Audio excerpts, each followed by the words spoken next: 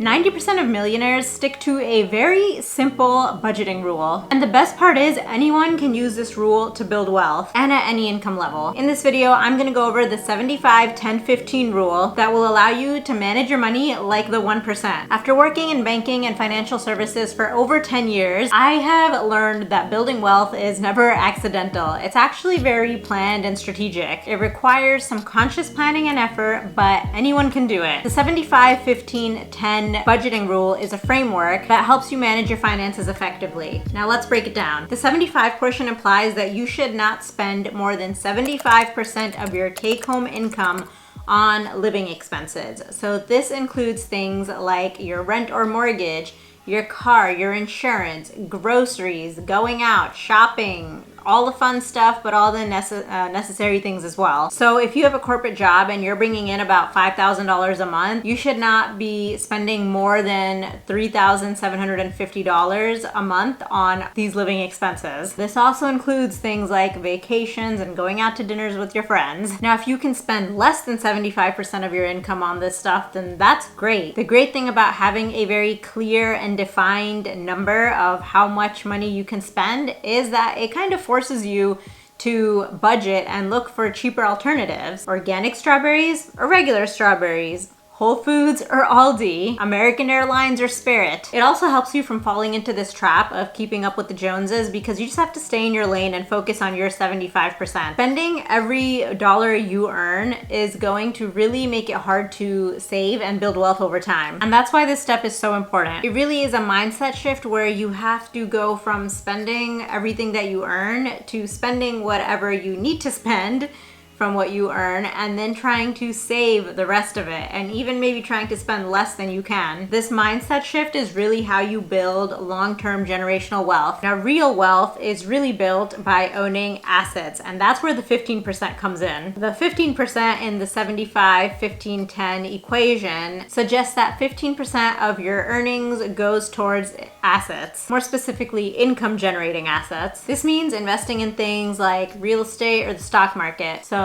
index funds, mutual funds, and my favorite, ETFs. This means for every dollar that you're spending, 15 cents should be allocated towards investing. So again, if you're bringing in $5,000 a month from your corporate job, you should be putting $750 away towards investing. Now, the great thing about investing in something like the stock market is that you are making passive income, so you're not trading in your time for money. Now, let's say, for example, again, you're bringing in $5,000 a month from your corporate job. And of that $5,000, you're taking 15%, which in this case is $750, and you are investing that into an index fund which tracks to the S&P 500. Now, typically the S&P 500 increases at a rate of 10% every year. So that means that your initial investment of $750 is now going to be $825 at the end of that year. So if you're doing this every single month, then you can already think about how much money is going to compound over time. And again, you're really not putting any effort into doing anything for this. And that's the beauty of investing, is that you are building generational wealth over time without trading your time for money. This is how you put your money to work, and this is how you build up your retirement fund. If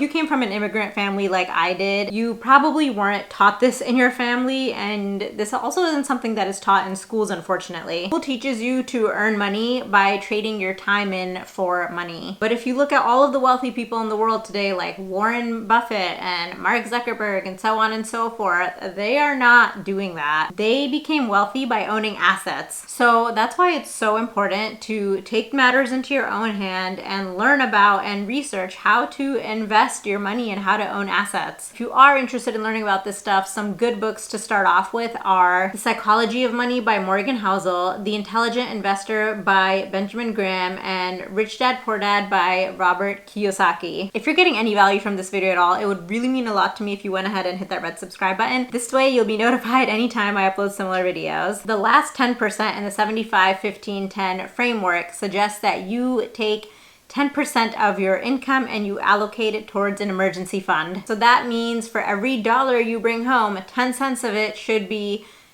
tucked away for an emergency fund. So if you're bringing in $5,000 a month, that means 10% or $500 a month should be tucked away into that fund. Now, this money should only be used for emergencies. Unfortunately, that doesn't include vacations, but for example, if your house gets flooded or your fridge breaks down and you need to buy a new one or you need to spend money getting it repaired, or if you have an unexpected medical bill that showed up, having an emergency fund will allow you to pay these bills off. And the point of an emergency fund is so that when these unexpected life events occur, and they do, that you will not have to take out debt to pay for them. You already have money stored away that you can dip into to pay these things off. And also, so you're not stressed about it when these unexpected life events do happen. A good rule of thumb for building an emergency fund is build it up enough so that you can cover ideally 6 months worth of expenses.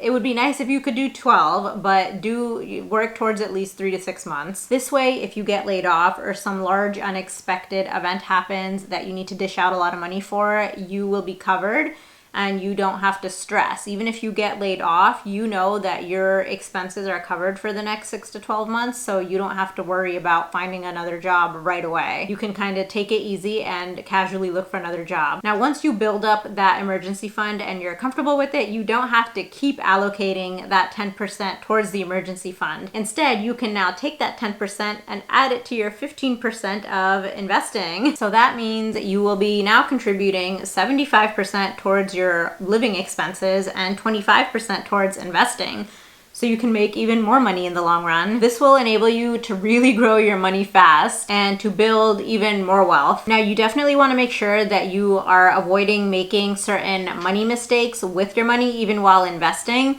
And if that's something that you want to learn more about, then that's exactly what I go in this video here. So I highly suggest you check that video out next. I'll catch you in the next video.